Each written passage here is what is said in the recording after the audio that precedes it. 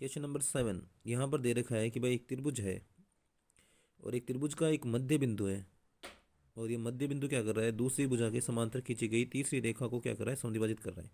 तो यहाँ पर डी क्या है, आपके मध्य बिंदु है, तो जिसमें ए डी बराबर क्या होगा, बी डी होगा।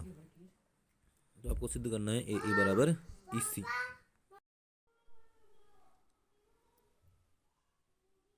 तो यहाँ सबसे पहले हम लिखेंगे दिया हुआ। इसमें दिया हुआ क्या है कि डी ए बी का मध्य बिंदु है,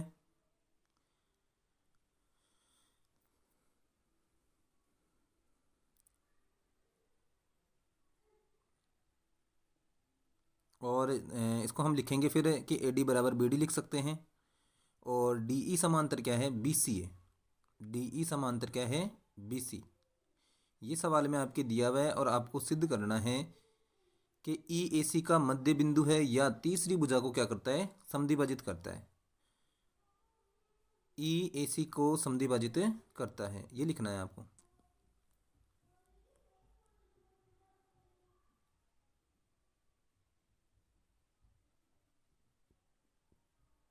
तो अब हम यहाँ पर क्या करेंगे, यहाँ पर आपको मध्य बिंदु प्रमेय का प्रयोग करना है जो आपने कक्षा 9th में पढ़ा है।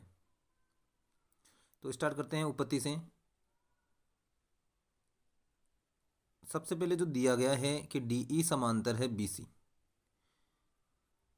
त्रिभुज ए बी सी में डी ई समांतर है बी सी, ये लिखेंगे। डी ई समांतर है बी सी,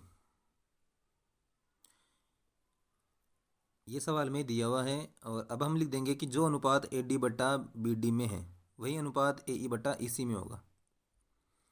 आकृति में यहाँ पर देखो ए डी बटे में डी बी लिखेंगे और ए ई बटे में ई सी लिखेंगे।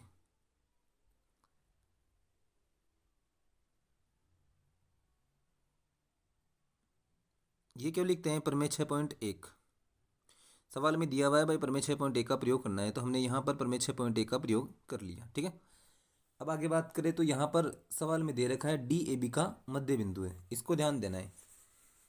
तो हम लिखेंगे भाई मध्य बिंदु है तो ये दोनों भाग क्या होंगे, आपके बराबर होंगे।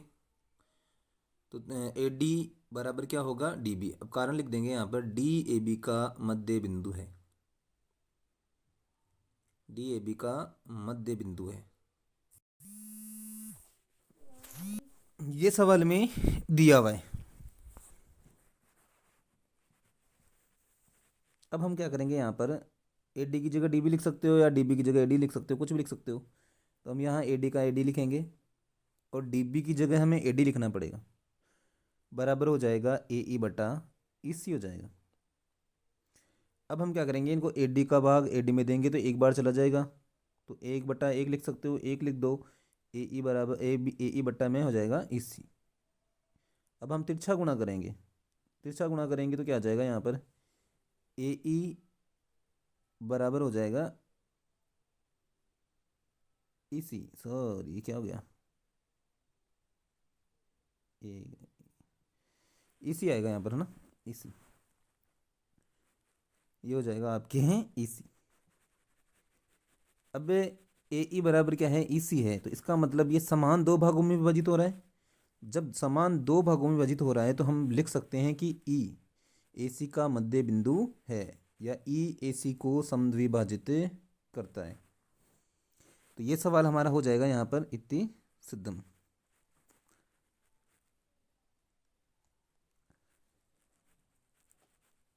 नेक्स्ट क्वेश्चन है यहाँ पर 8वां। इसमें आपको प्रमेय 6.2 का प्रयोग करते हुए सिद्ध करना है कि एक त्रिभुज की किन्हीं दो भुजाओं के मध्य बिंदुओं को मिलाने वाली, यानी कि डी और आपका ये ई मध्य बिंदु है, डी और ई क्या है, आपका मध्य बिंदु है, तो ये दोनों भाग बराबर हो जाएंगे। को मिलाने वाली रेखा, मतलब ये डी और ई को मिलाएंगे तो ये बनेगी रेखा, और ये रेखा क्या करेगी, तीसरी भुजा के समांतर होगी, यानी कि डी ई समांतर बी सी होगी। ये आपको सिद्ध करना है। तो पहले की तरह होगा, यहाँ पर प्रमेय 6.2 का प्रयोग करना है।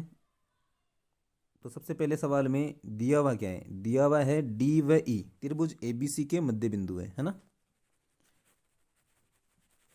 तो यहाँ पर आपको लिखना है D E, D A B C A B का मध्य बिंदु है और ई ए सी का मध्य बिंदु है।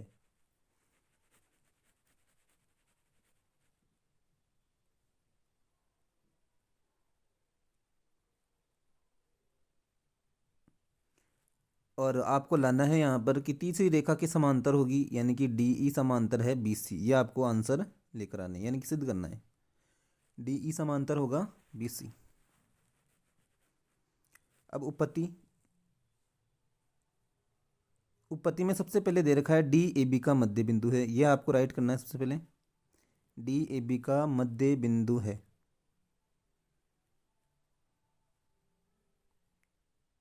तो हम लिख सकते हैं यहाँ पर ए डी बराबर डी बी होगा, सीधा सीधा है, ए डी बराबर डी बी या बी डी।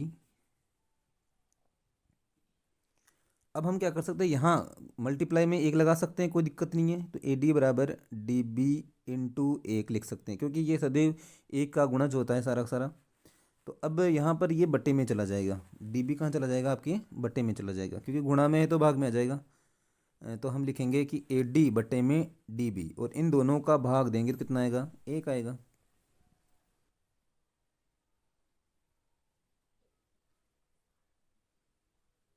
अब ये हो जाएगा आपकी समीकरण नंबर एक, ठीक है।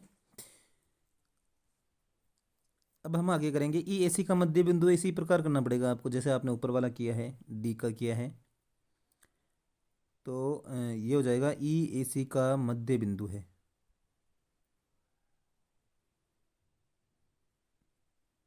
तो हम यहाँ लिखेंगे ए ई बराबर ई सी, ए ई बराबर ई सी, और गुणा में एक कर देंगे।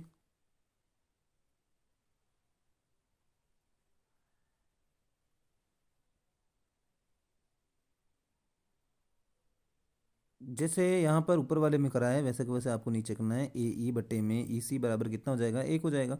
समीकरण नंबर दो हो जाएगा ये। अब हम समीकरण नंबर एक और दो, इन दोनों का मान कितना आ रहा है, एक आ रहा है, यानी कि यहाँ पर देखेंगे समीकरण नंबर एक व दो से, यहाँ पर राइट हैंड साइड बराबर है, ध्यान रखना, एक एक बराबर है, तो आपके लेफ्ट हैंड साइड भी क्या हो जाएगी, बराबर हो जाएगी, क्योंकि दोनों का आंसर कितना आ रहा है, एक आ रहा है।